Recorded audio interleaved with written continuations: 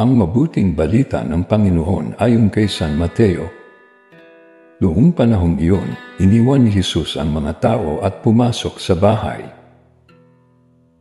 Lumapit ang kanyang mga alagad at sinabi sa kanya, "Ipaliwanag po ninyo sa amin ang talinghaga tungkol sa masasamang damo sa bukid." Ito ang tugon ni Jesus. Ang anak ng tao ang naghahasik ng mabuting binhi. Ang bukid ay ang sanlibutan.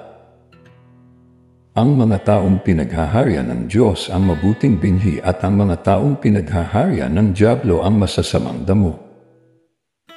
Ang kaaway na naghasik ng mga iyon ay walang iba kundi ang dyablo. Ang pag-aani ay ang katapusan ng daigdig at ang mga anghel ang mga tagapag-ani.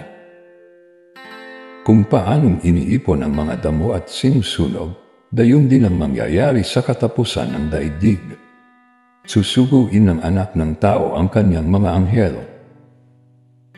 At iipunin nila mula sa kanyang pinaghaharian ang lahat ng nagiging sanhi ng pagkakasala at ang lahat ng gumagawa ng masama at ihahagis sa maningas na pugon.